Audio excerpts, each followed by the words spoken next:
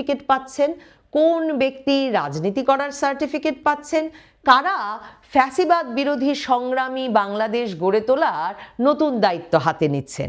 এই প্রশ্নগুলো করা খুব জরুরি, নজর রাখা জরুরি রাজনৈতিক দল গঠনের নামে আর কে কে সামনের মাসগুলোতে বাংলাদেশের রাজনীতিতে ঢুকে পড়েন আর নানা রকম ফৌজদারি অপরাধ, আর্থিক কেলেঙ্কারি এগুলো এড়িয়ে যাওয়ার সুযোগ পান।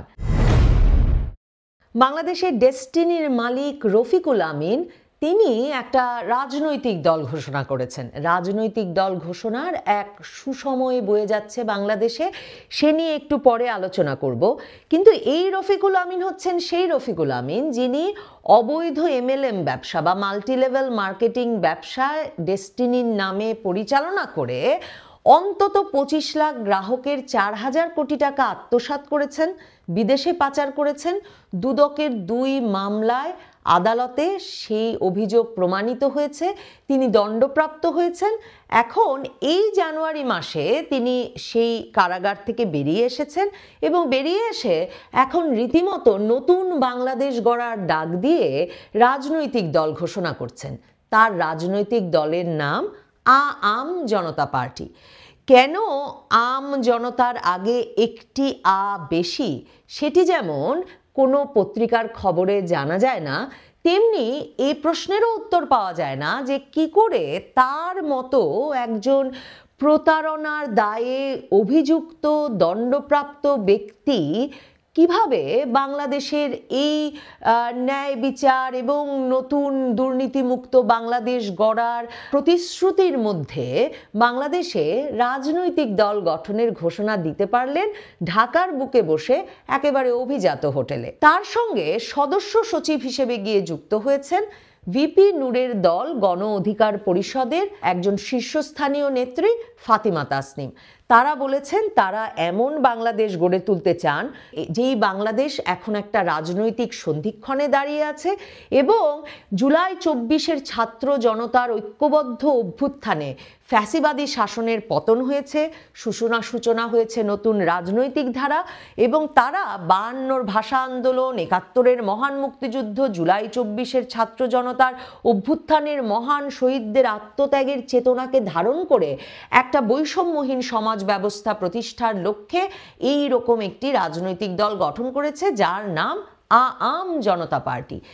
তবে তারা যখন এই আম জনতা পার্টি গঠন করছেন তখনও মানে ঢাকার একটা অভিজাত হোটেলে বসে এমন সুধীজনের সামনে এমন রাজনৈতিক দলের নাম প্রকাশ করছেন, তখনও নির্বাচন কমিশনের সামনে এর প্রতিবাদে ডেস্টিনিতে বিনিয়োগ করে যেসব ক্ষুদ্র বিনিয়োগকারী পথে বসেছিলেন কিংবা আর্থিকভাবে ক্ষতিগ্রস্ত হয়েছেন তারা প্রতিবাদ করছেন। তারা জানান দিচ্ছেন যে কিভাবে তাদের টাকা পরিশোধ না করে রফিকুল আমিন রাজনৈতিক দল গঠন করতে পারলো। রাজনৈতিক দল গঠনের পর রফিকুল আমিনের বিরুদ্ধে বা ডেস্টিনির টাকা ফেরত পেতে নির্বাচন কমিশনের সামনে যে প্রতিবাদ সমাবেশ হচ্ছে, মানববন্ধন হচ্ছে, সে খবর বেশি সংবাদ মাধ্যমে মিলবে না। তবে হয়তো পাঠক আগ্রহের কথা বিবেচনা করে প্রথম আলো সহ বাংলাদেশের সকল শীর্ষস্থানীয় সংবাদ মাধ্যমে ডেস্টিনির রফিকুল আমিন যে নতুন বাংলাদেশ গড়ার স্বপ্নে 71 এবং 24-এর চেতনাকে ধারণ করে এক নতুন রাজনৈতিক দল ঘোষণা করেছেন সে খবর আছে। তবে পত্রপত্রিকাগুলো এ প্রশ্ন করে নাই যে কি করে ডেস্টিনির রফিকুল আমিনের মতো একজন ব্যক্তিকে রাজনৈতিক দল গঠন করার মহাসুযোগ করে দেওয়া হলো। কারা ছিল এর পেছনে? দেখুন, আগস্টের পর থেকে এমনভাবে বাংলাদেশে নানা রকম ফৌজদারি অপরাধে অভিযুক্ত ব্যক্তি, জঙ্গিবাদের দায়ে অভিযুক্ত ব্যক্তি থেকে শুরু করে নানা অপরাধে সাজাপ্রাপ্ত ব্যক্তিরা এমনভাবে কারাগার থেকে বেরিয়ে আসতে থাকলেন, মনে হতেই পারে যে এরা সকলেই ফ্যাসিবাদের বিরুদ্ধে চরম লড়াইয়ে রাজপথে ছিলেন এবং এই ফ্যাসিবাদের বিরুদ্ধে লড়াই দমনের জন্যই বোধহয় এসব নিরপরাধ ব্যক্তিকে কারাগারে পাঠানো হয়েছিল। ডেস্টিনির রফিকুল আমিনের কথাই যদি বলি, দুদক 2012 সালে তার বিরুদ্ধে 2টো মামলা করে। একটি ডেস্টিনি মাল্টিপারপাস কোঅপারেটিভ সোসাইটির নামে লোকের কাছ থেকে প্রায় 2000 কোটি টাকা তুলে নেওয়ার দায়ে তার বিরুদ্ধে আপনাদের মনে থাকবে এই প্রতিষ্ঠানটির, ডেস্টিনি প্রতিষ্ঠানটির প্রেসিডেন্ট হিসেবে ছিলেন সাবেক সেনাপ্রধান হারুনুর রশিদ, তার বিরুদ্ধেও মামলা হয়। 2022 সালে এসে এই মামলার রায় হয় এবং সে মামলার রায়ে 12 বছর কারাদণ্ড শুধুমাত্র হয়েছিল ডেস্টিনির রফিকুল আমিনের, তাই কিন্তু নয়, 200 কোটি টাকার বেশি অর্থদণ্ড দেওয়া হয়েছিল তাকে।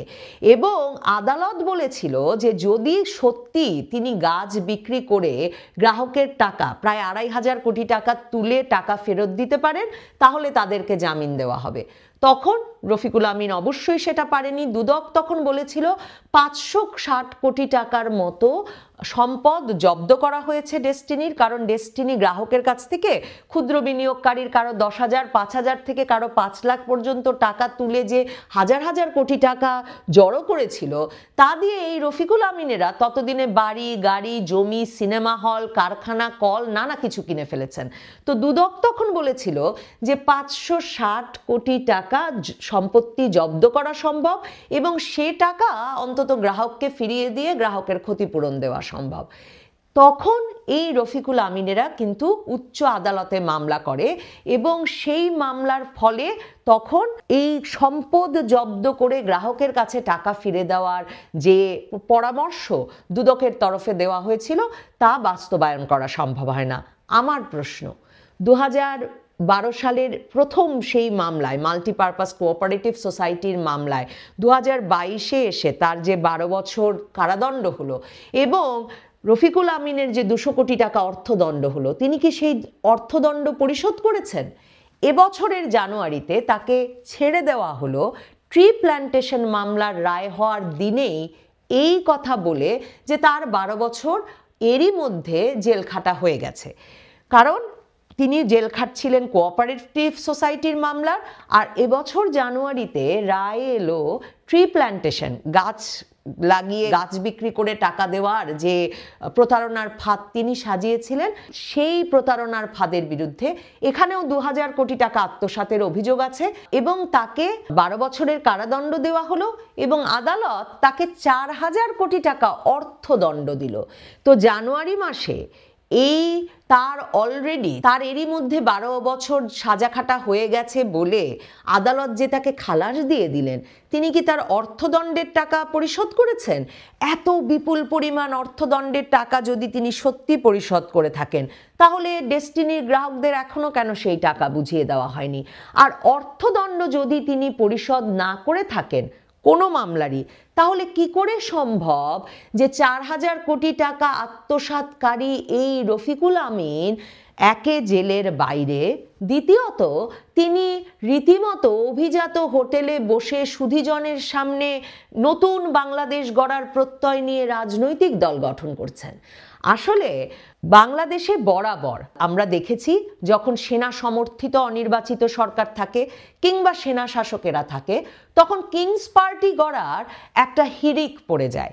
ওই যে বলছিলাম গণ অধিকার পরিষদের এক শীর্ষস্থানীয় নেত্রী গিয়ে যোগ দিয়েছেন রফিকুল আমিনের সঙ্গে, ঠিক তেমনি গণ অধিকার পরিষদের তরফেই কিন্তু এর আগে আরেকটা আমজনতা দল গঠন করা হয়েছে। এদেরটা হচ্ছে আম জনতা পার্টি, আর গণ অধিকার পরিষদের আরেকটি গ্রুপ বেরিয়ে এসে তৈরি করেছে আম জনতা দল।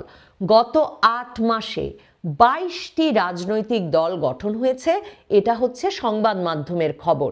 এবং কি কারণে হঠাৎ করে এই রাজনৈতিক দল গঠনের হিড়িক পড়ে যায়?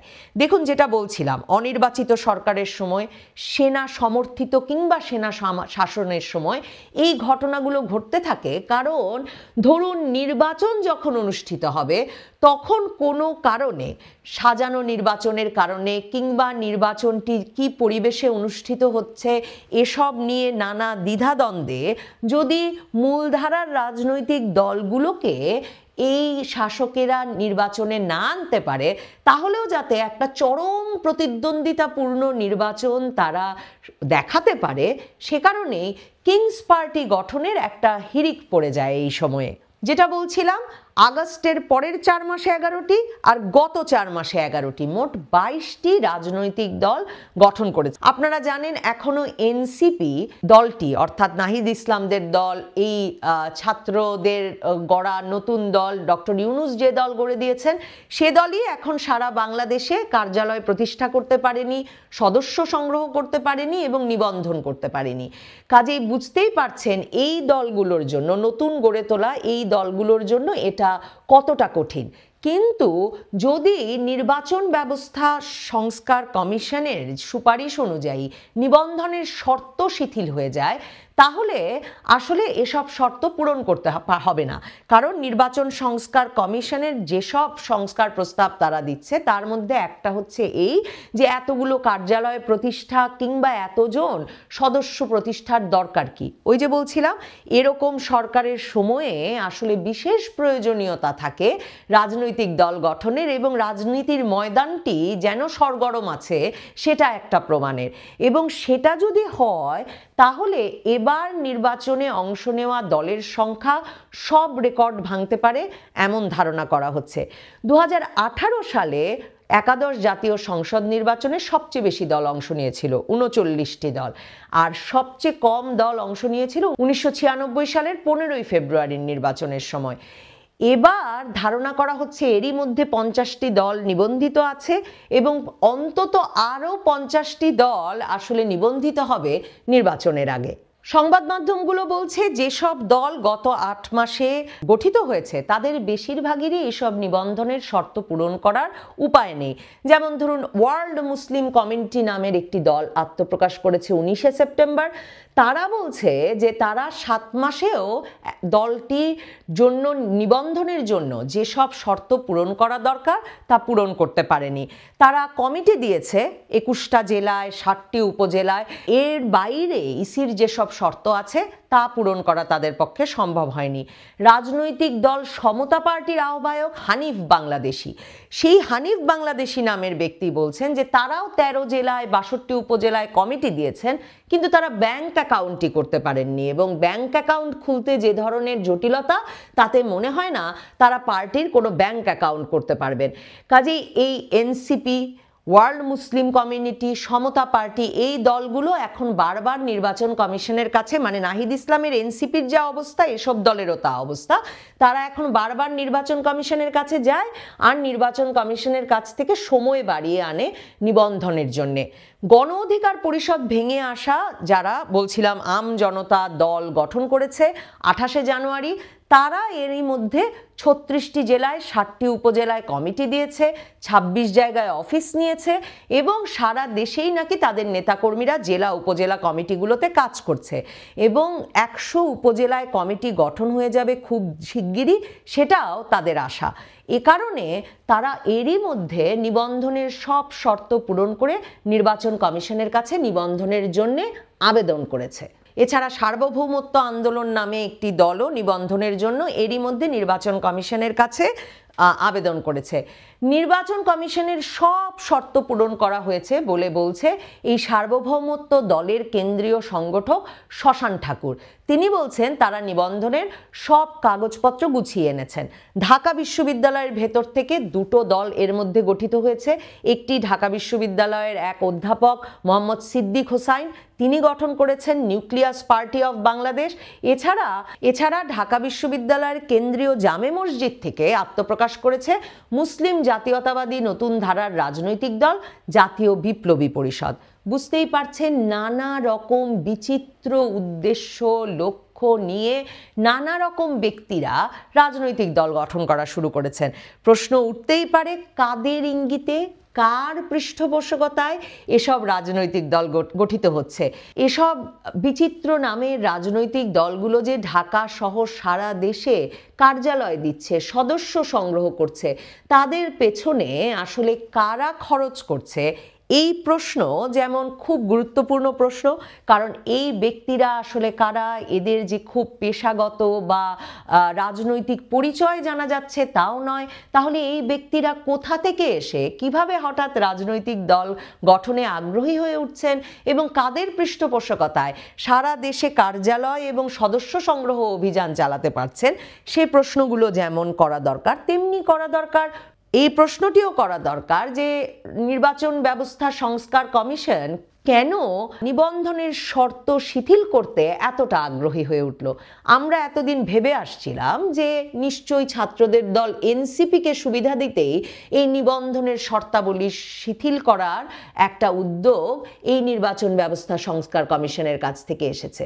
কিন্তু শুধুই কি তাই, নাকি এনসিপির সঙ্গে আসলে অনেক নাম না জানা অজানা বিচিত্র নামের দলকে নির্বাচনে নামিয়ে একটা প্রতিদ্বন্দ্বিতাপূর্ণ নির্বাচন সেরে ফেলার উপায়টা সাজিয়ে রাখতেই এই নতুন নতুন দল গড়ায় কেউ পেছন থেকে কলকাঠি নাড়ছেন, কিংবা ডেস্টিনির রফিকুল আমিনের মতো একজন বিতর্কিত চরিত্র কি করে বাংলাদেশের রাজনীতিতে নিজেকে আসলে পুনর্বাসিত করার সুযোগ পেতে যাচ্ছেন, সেই প্রশ্নটা করা খুব জরুরি। কি পরিস্থিতিতে, কোন পথে আসলে কোন ব্যক্তি সততার সার্টিফিকেট পাচ্ছেন, কোন ব্যক্তি রাজনীতি করার সার্টিফিকেট পাচ্ছেন, কারা ফ্যাসিবাদ বিরোধী সংগ্রামী বাংলাদেশ গড়ে তোলার নতুন দায়িত্ব হাতে নিচ্ছেন, এই প্রশ্নগুলো করা খুব জরুরি, নজর রাখা জরুরি। রাজনৈতিক দল গঠনের নামে আর কে কে সামনের মাসগুলোতে বাংলাদেশের রাজনীতিতে ঢুকে পড়েন আর নানা রকম ফৌজদারি অপরাধ, আর্থিক কেলেঙ্কারি এগুলো এড়িয়ে যাওয়ার সুযোগ পান। প্রশ্ন তোলা দরকার, ডেস্টিনির মালিকের কোনো রকম নৈতিক সুযোগ আছে কিনা তার গ্রাহকদের 25 লক্ষ গ্রাহকের টাকা ফিরিয়ে না দিয়ে নতুন বাংলাদেশ গড়বার জন্যে রাজনৈতিক দল গড়তে আসার। বাংলাদেশের সংবাদ মাধ্যম যেই মহা সমারোহে তার রাজনীতিতে আগমনের খবর প্রকাশ করেছে, তার চেয়ে অনেক বেশি মহা সমারোহে জোরে সোরে প্রশ্ন তোলা দরকার, কবে